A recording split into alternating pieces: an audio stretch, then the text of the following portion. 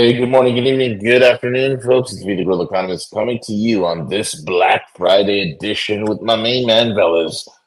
And it's another V for Veles, folks. And look, he is the Dark Raven of the Deep State. He is the Pontiff's Pontiff. He is the Cardinal of the Trash Pandas himself. And he is with us today to break down all the latest going on, the situational issues that are happening all over the world. And with that being said, Veles, good morning, buddy. How are you? Good morning, my friend. How are things on your end of the world? No, I can't complain, man. I mean, things are going, but yeah, so far so good. 30 days or so left in the year. Yeah, absolutely. 30 days or so left in the year. Yeah, well, I wonder what they have waiting for us. Oh God, bracing myself. A number of things today, folks, and I'll go through a little bit of the list here. I posted on Discord the things I was going to cover. One item I'm going to have to drop. We'll pick it up on a future program, which is Donald's new chief of staff and her background. We'll get into her at a future time.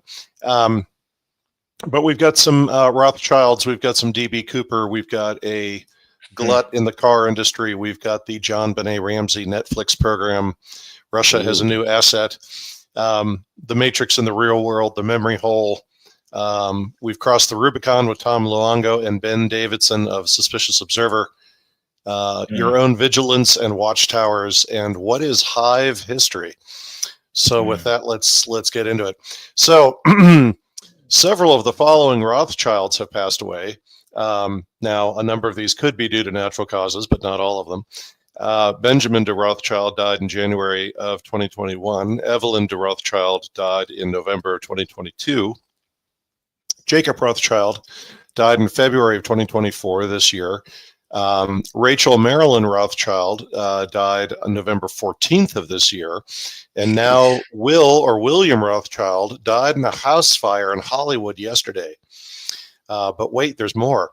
There are references in the media, which as soon as it's one of those Evelyn Wood speed reading paragraph things where you fly past it and don't even pay attention and ask yourself the question, what an odd thing to say.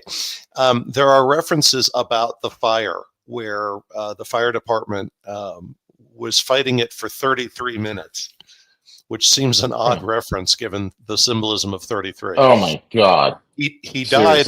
He died on the 333rd day of the year, and there are 33 days left in the year on the day he died. Now, some of you might question my math on that, but you have to remember 2024 is a leap year. So there are 366 days this year. And we had 3 Rothschilds all die in 2024. Nothing to see here, folks. Move along. Anyone want to bet we got another Rothschild who dies before the end of the year just to make it 6? Cell phones and pagers. A report from earlier this morning said several cell phones and pagers used by the Syrian military have exploded. This is reminiscent of what occurred in Lebanon a few months ago. Remember what I said about potential causes of devices like this catching fire or exploding on a prior show. Lights over Washington, D.C., reminiscent of the 1950s. Lights were spotted over Washington, D.C. this week. I'm referring to the famous 1952, what was known as the Washington Flap, when lights were spotted over the city for several days who couldn't be identified. What are the current lights, or who are they? Who knows? Aliens on the White House lawn? Who knows? But to tell me that you have craft over Washington, D.C., and you don't know who they are, and you didn't scramble any aircraft is another issue entirely. DB Cooper. Speaking of flying, we may finally know the answer on DB Cooper and the famous 1971 hijacking and his parachuting over the Pacific Northwest at night from an airliner. If you've ever read or reviewed what the weather was like that night, the man could have had a drink with some special operations types, no questions asked. Not to mention, he leapt from a commercial airliner out of the back of the plane at night over dense forest in the middle of a storm. So many theories and so many questions, but it looks like we may finally have, quote unquote, a final suspect. A man named Richard McCoy II may be our elusive DB Cooper. Evidence indicates a modified parachute of his in the possession of his kids, and they've offered up DNA samples to cross-match against the DNA that the FBI has on file from a tie clip the hijacker left on the plane. The two kids of Richard have been keeping quiet, according to media reports, because they believed their mom was materially involved. Since their mother has passed away, they're now coming forward with this. And the FBI supposedly has asked for, the ability to exhume their dad's body. At the mention of the FBI, my mind, of course, turned to one of my favorite stories I've been keeping an eye on for you, and this would be the Civil War gold in Pennsylvania and the treasure hunters who believe the FBI stole their gold. A refresher to bring several of you up to speed if you're unfamiliar with this story. There's a story or a narrative out there that during the Civil War Battle of Gettysburg, a Union pay shipment became lost or was captured while attempting to avoid the battle. It wound up somewhere in Pennsylvania in a place called Dent's Run, and some of the soldiers that were assigned to it were found dead, but no cargo was located. For years, treasure hunters were attempting to find it until a company called Finders Keepers believed they located it in 2018. They called in the FBI as it was located on public land, and they hoped to receive a payment for returning it to the government. The FBI said they didn't find anything, but the facts don't add up. There were third-party firms brought in by the FBI to x-ray the area, as well as heavy moving equipment working throughout the night. The owners of Finder Keepers took the FBI to court in 2022 via a FOIA request, and this is when it got even stranger.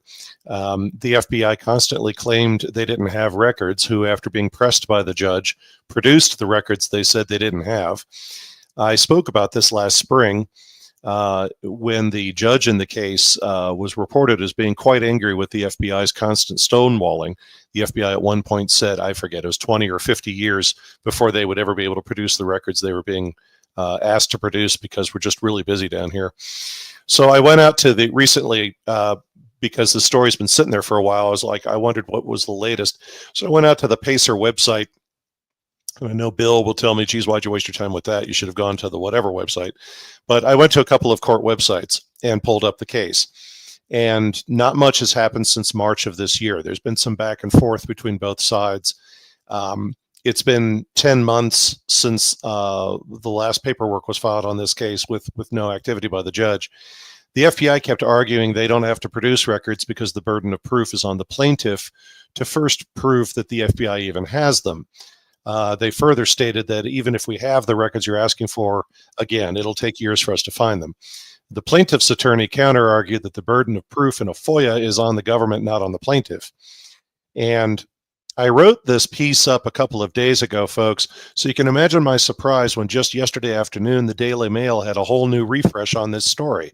It's like they're listening to my phone. So what's the new detail? Well, a retired FBI agent named Stuart Fillmore is now a true crime author and podcaster. He also believes the FBI is lying. And the attorney representing the plaintiffs have said they're ready to go to the Senate to appeal this matter, but they were not, the article wasn't clear about, do you mean the Pennsylvania Senate or the U.S. Senate? Because I'm assuming you mean Pennsylvania. Yeah. Likewise, Bill, if you know a way in which I can poke the judge through legal mechanisms, reach out to me on Discord. Carglut. On prior programs, I've noted the absurdity of Jeeps costing 120 grand at a base price before you even add anything onto it. Never mind what's going on with Stellantis or whoever this week's private equity firm is who owns a handful of car makers who probably should go under at this point. An amusing idea has been floated. U.S. automakers are not stupid, even if they were bullied into producing a bunch of electric vehicles nobody wants to buy. I'd be interested to know, under federal law, if the carbon credits they earn on electric vehicles are calculated based on once the vehicle is built or at the point of sale. If it's the former, then the car makers already have the credits. So wow, what's the idea being floated? We have new cars being literally parked anywhere they can put them at prices no one wants to buy them. So what's going on? There's an idea out there that this was done on purpose in case we have a huge supply disruption due to war, particularly with China. Automakers could suddenly lower their prices and we now have a supply of cars. It sounds a bit extreme to me, but stranger things have happened. JohnBenet Ramsey. There's a new Netflix documentary on the JohnBenet case. It's called the JohnBenet Ramsey case, Cold Case, Who Killed JohnBenet Ramsey. It's worth seeing. I have to say that case has almost become like the JFK assassination or the story about Danny Casolaro, among others. I mean that in the sense that so many people have researched it, conducted their own investigations. We have a mix of professionals and amateurs, and importantly, a constant source of interference in determining what happened. Said more bluntly, for all the effort, the case cannot seem to be solved. Second item is when it comes to items like this in popular culture, we have to ask why they have the precedence they do.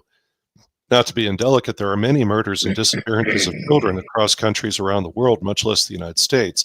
But this one went full tabloid back in 1996. On prior programs, I've noted the best people to comment on the case are the famous Zeller brothers, who appear periodically on Frank's Quite Frankly program. They're the ones who discovered some mind-blowing elements about this case and are the two former New Jersey investigators, state law enforcement investigators. I spent about a year working for one of John Ramsey's companies after he sold it to General Electric.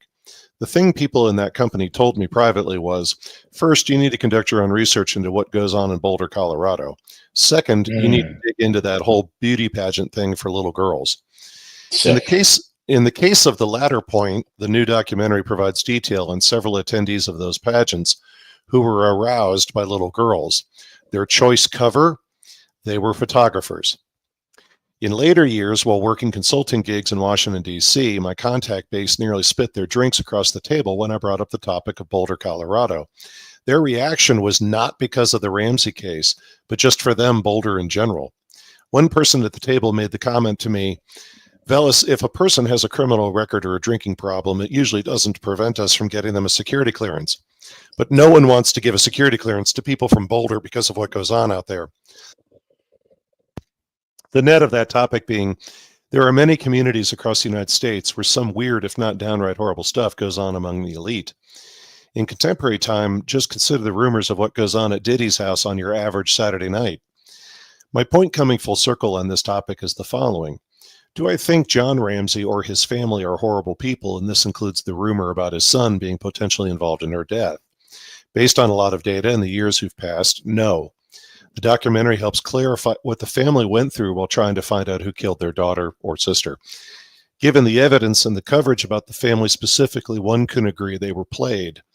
They were played by a local police organization who had a vested interest in bringing charges quickly to get this out of the media. Documentaries like this are as important as investigative authors in their books, yet often they have to shy away from certain data. It's my repeated comment about you have to tell the truth in pieces because all the truth at once, beyond its lack of believability, can get you killed.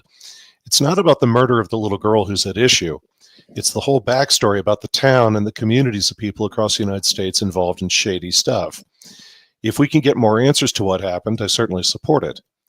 This documentary is a good piece of the picture, and the Zeller's work is still the most far-reaching and powerful part of the story. The data point I'll offer you, who no one has said, is this. Many times if you want to distract from a subject, you put data about the topic out there who's later proven false or draws attention away. This is the trope about accusations about popular Hollywood figures to take attention away from Hollywood or the actual bad things the person has actually done. It also helps discredit those quote-unquote conspiracy people on that topic. As I watched the documentary this week and reflected on the Zeller's work, something kept popping up into my mind. A lot of money was spent for unbelievable national coverage on her murder, a dollar figure far above the capacity of Boulder or the state of Colorado to fund, not the least of which was Geraldo Rivera conducting a mock trial where the Ramseys were found guilty. He was not the only one with sensational accusations or media spectacles. The documentary points out two high-profile legal cases the Ramseys brought where they were paid large settlements with NDAs among all parties. Ironically, the only ones to cut the Ramseys any slack were none other than the British media and British researchers.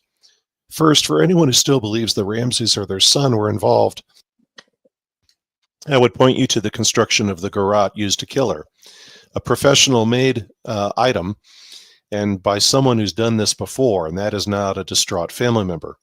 Would note I've previously raised the prior history about their son, Burke, who I caught from the national human rights community back in the 1990s. Again, it takes money and influence to keep dropping all these breadcrumbs nationally, focusing on the family during those years. Circling back to my comment about if you want to distract, you put attention on the very topic at hand, but in a selective way. I'm saying all the attention on the Ramseys was a full court press to put attention on them and away from Boulder. As no one lived, and I mean that literally, who asked any questions about what was going on in Boulder. In the final analysis, if you haven't heard the Zellers podcasts on this topic, please go find them if you have an interest in it. They're on Twitter as In the Zeller, Zellar. And the documentary they put together is available on YouTube on a page called True Crime Garage TV. And the specific program is called JohnBenet Poems and Pornography. And I think it's like a 3-part series. Russia's new resource. Something was missed in the media coverage of the Russian strike on Dnipro in Ukraine.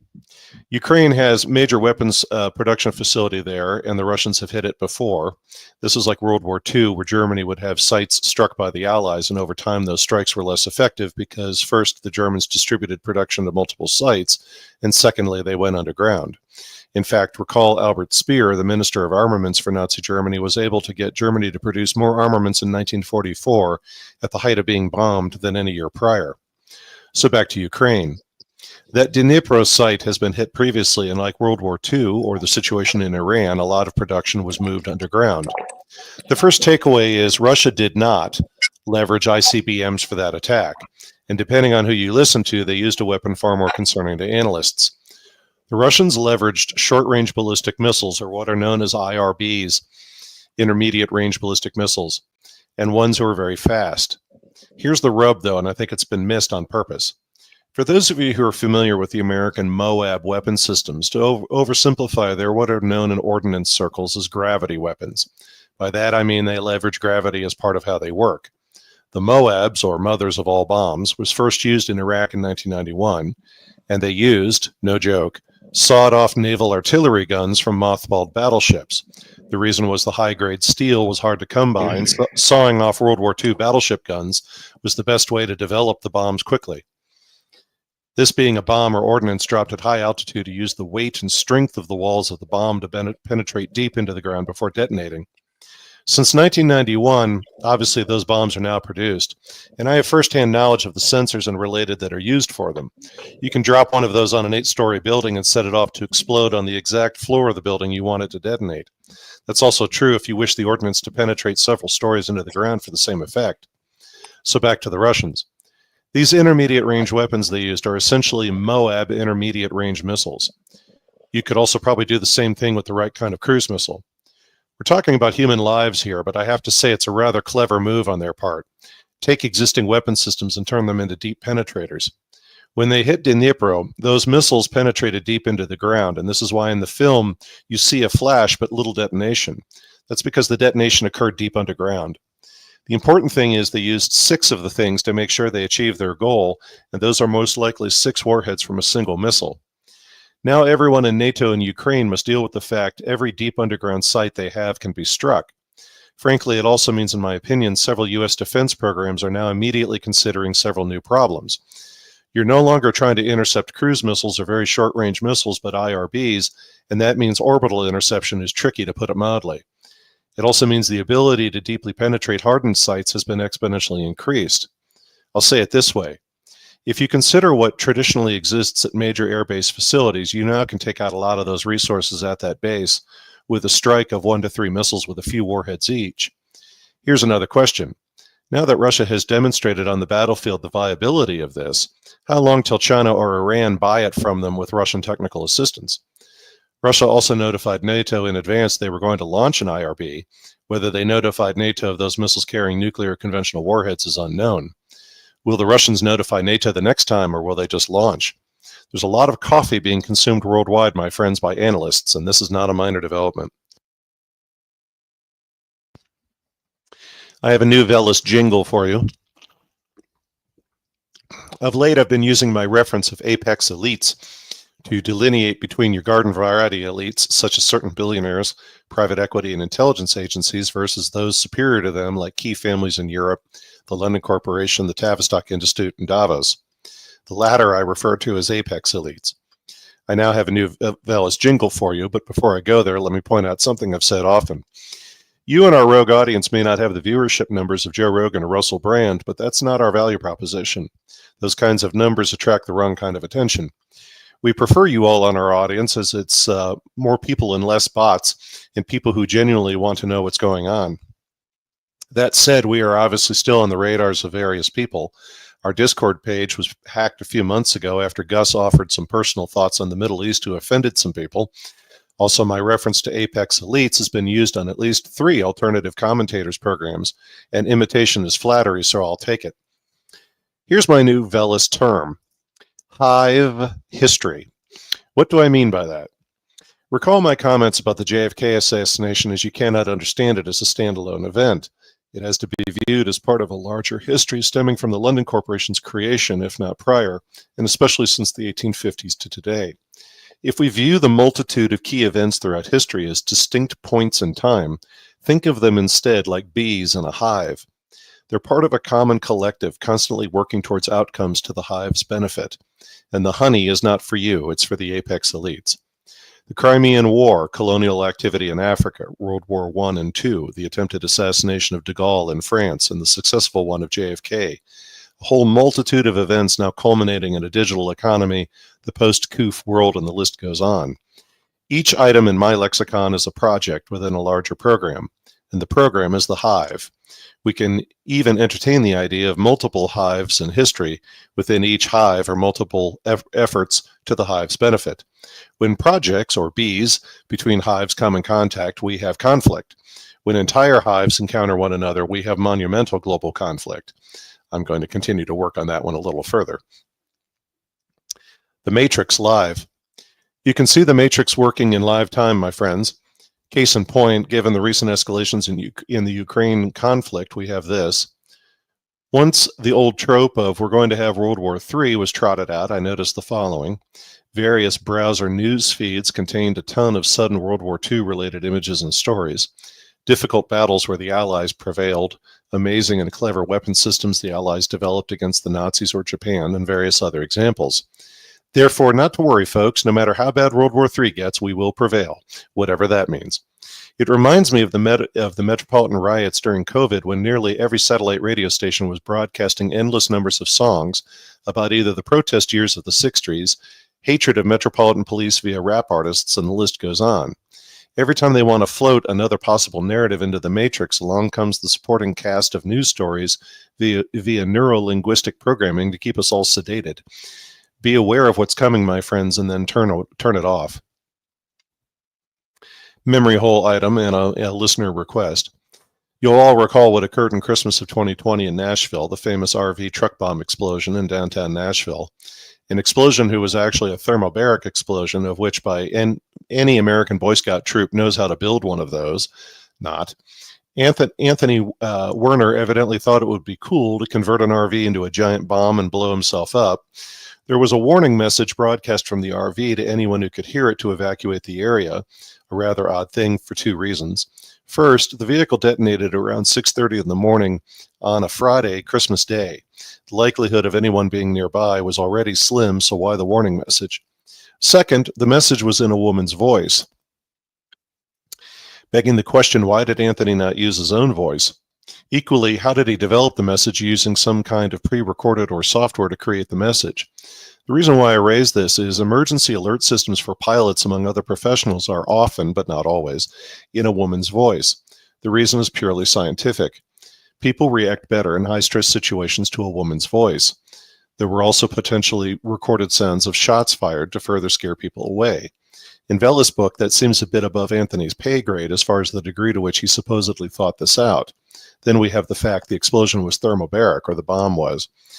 There are countries who are trying to develop workable thermobaric explosives, and therefore it's a bit more than your average farmer uses to remove a stump.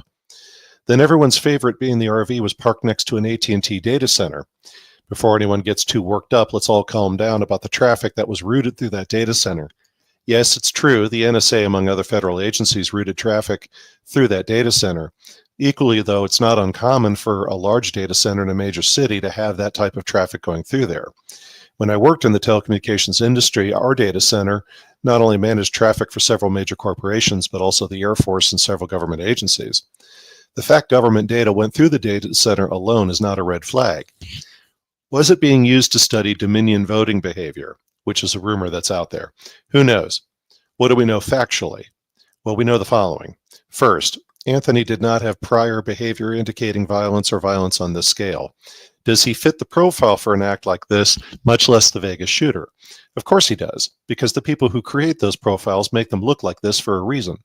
Second, the bomb he used was thermobaric in nature, not your predictable form of explosive in a situation like this. Third, yes, a major AT&T data center was damaged. This is where accessing industry websites rather than news websites about this comes in handy. By that I mean security websites and those dedicated to the telecom or data center industry, as they were focused on lessons learned more than coloring within the narrative by the media. Due to the type of explosive used, the blast penetrated deep into the ground and severed high-speed fiber optic cables. Further, the vehicle was parked exactly where it should be parked to cause maximum damage to those cables. The explosion also caused fire and water main breaks, which resulted in the failure of the backup generators in the building. This resulted in the building operating on battery power till that was exhausted around noon. 9/11 service was interrupted, as were flights out of Nashville and Memphis due to FAA connections through the facility. Also, as telecom firms share their infrastructure, when the facility went down, it affected more than AT&T, but also included T-Mobile, among other vendors. Did this event cause the usual plethora of articles discussing how vulnerable America's infrastructure is? Of course it did, just like the multitude of articles coming across my desk at present about Russian hacktivists and Chinese infiltration of U.S. infrastructure. Why raise this topic other than it's a memory hole item? A couple of reasons. Was the bombing truly as it appeared, a loner guy spending too much time on the internet and decides to end it all? Equally, data who came out later, his family supposedly owned a business on that street and he longed for a simpler time. Maybe. At the same time, there's so much content in the public domain about people being manipulated into these acts, it's almost passé at this point. So as some very powerful hives or Hive desire World War III, keep your swivel on and your powder dry to stay above the disinformation in the next theatrical performance.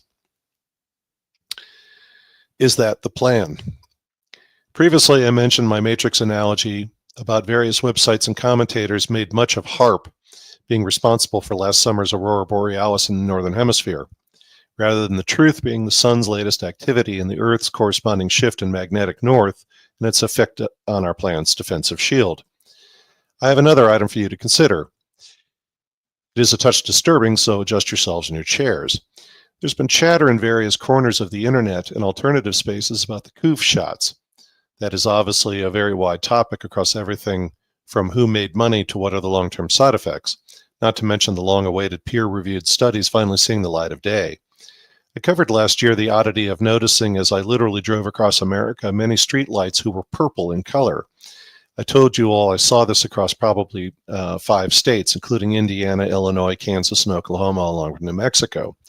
The official explanation, who I shared at the time, was this is due to a manufacturing error by a major light maker due to supply chain challenges, all of which has the smoothness and delivery of an excellent central casting actor performing on the nightly news. Like all of these things, that explanation was very plausible and made a lot of sense. Then we had some folks pull those lights apart and found there's way more electronics in there than there should be. Of late, some have been suggesting those lights are part of a wireless grid whose purpose may in fact be to influence people who have had the shot in some way. That storyline is striking me increasingly in its similarity to the HAARP disinformation behind the auroras last summer. I've worked with military folks when it comes to visible and invisible light, radar, and a host of other things in that domain. There would be no need to leverage a purple light color to influence graphite or nanites in your blood if that was even the purpose. So why is the cover story in various forms of FUD out there? I believe it's the same root cause as the auroras with a potential twist. This is my hypothesis to what would be taking place. Streetlights would need to emit a lot of energy to affect the human body, particularly to influence your blood. Therefore, the purple lights may either be something leveraged for because it was an opportunity or released on purpose as a distraction. There's another source of radiation, though, who can influence the human body, and that source is not debatable. That would be the sun. Therefore, the question is, did the world's apex elites know we were due for the next phase of planetary events due to the sun and the magnetic shield? This goes to my often raised question about the timing of the coup and other global control efforts underway. Why now? They could have done it as far back as the 1980s. My prior hypothesis was they were waiting for the approval of ritual and ceremony of their belief systems to give them the green light. That may still be the case, but I'll offer another angle. They knew the sun and the earth's shield were about to undertake these changes, and therefore the reason for the shots and the intelligence test of whether you would take it. A lot of questions are being asked about what the weakening magnetic shield will do to our DNA and health, much less state of mind and mood. I've been very interested in reports about people's moods changing due to solar activity. What if the shot's true purpose was to weed out those they don't want around when it's over? Again, it's a hypothesis and the data is still coming in. Data germane to this is a recent conversation between none other than Tom Luongo and the host of Suspicious Observer. We've crossed the Rubicon. I always try to catch Tom's programs when I can, and he had one recently, and my thanks to a rogue listener, KJS, who pointed out that Tom had done an interview with Ben Davidson of Suspicious Observer, the Suspicious Observer program, which is on YouTube. And Ben covers a lot of things dealing with the solar system, the sun's behavior, etc. And the mere fact Tom, who focuses on global economics and apex elites, was discussing apex elite behavior relative to their own survival, along with Ben's perspective, was rather telling. When folks like this find one another, that's not a minor thing. It means we're growing in our mutual awareness of one another's interests and expertise in the alternative sector. Who brings me to my next topic. Another of the common themes we share on Rogue to revisit again today, and that being vigilance. Vigilance is always critical in paraphrasing the guidance from the book, The 43 Laws of Power. At the same time, the book used the reference of the Imperial Russian Navy sailing to engage Japan in 1905 as a caution. The fleet and its commanders were so inundated with false information by the time they arrived to engage the Japanese Navy, they were exhausted and the ships needed repair when the engagement began. As a result, the Imperial Russian Navy was annihilated. I've always liked the analogy of a castle or a city-state in the ancient world with various watchtowers. No need to call the army out every time you have a suspicion, but just have folks always watching the horizon and in communication with each of the other watchtowers. You could say on a certain level, we at Rogue are a watchtower, among others, whether it's Frank at Quite Frankly, Mike at Pain TV, Tom Luongo, and so many others. Each of our watchtowers monitors different things collectively and we provide you and the audience with the data you need. In the end, though, it's up to you whether to get some cavalry together to ride off and check something out. One of the important considerations is this. Perhaps our parents let their guard down a bit following the 30s and the 40s. When my relatives escaped, keyword, to the United States, we never ceased monitoring the world in the United States.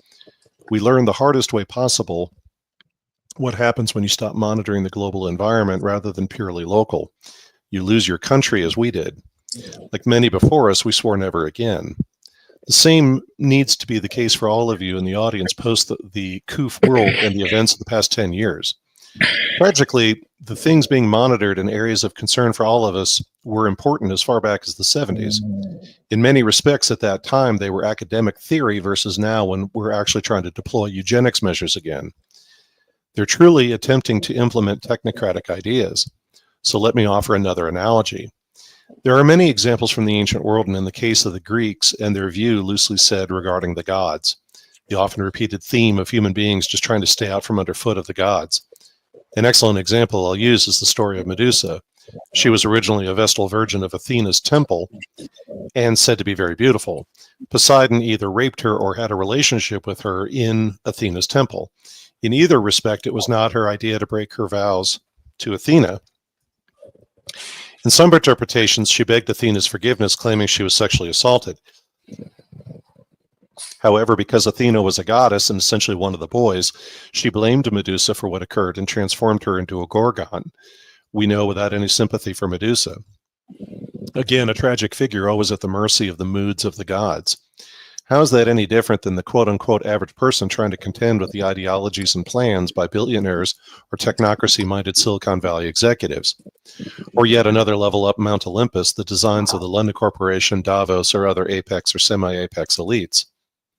By the way, a new term for this sort of thing is what's known in certain circles as occultocracy, coined during an interview Peter Duke recently gave. It's a reference to elites and their hidden belief systems, of whom you know I'm a fan. Loosely said, there are people worshiping the beliefs of the apex elites, and they don't even realize they are part of that occult belief system. Just consider the symbology of the American $1 bill. You're holding your gods in your hand. Therefore, how does one stay safe when, to quote Babylon 5, there are giants in the playground? Through vigilance and our watchtowers. Lastly, even if, God forbid, we should lose some of those watchtowers, we still have all the others and we can always build more. Our vigilance, though, must never end. How's that PSYOP? This is a bit too simplistic, but just a reminder. Donald's first administration was a PSYOP, and Biden's administration was a PSYOP, and Trump's next presidency is a PSYOP. Here's one of many examples. I've been around a while. Name me a single incumbent president who spent this much time naming in advance their cabinet. When I see clips of it on websites or especially news programs, it's presented on par with a fantasy football team being built or a draft pick season hosted by ESPN. Said another way, it's being managed like entertainment. Oh, sure, depending on who's selected, the response by the trading card heroes of left or right will cause an emotional response. We're witnessing the gods playing their games on Mount Olympus, and we're nothing more than spectators.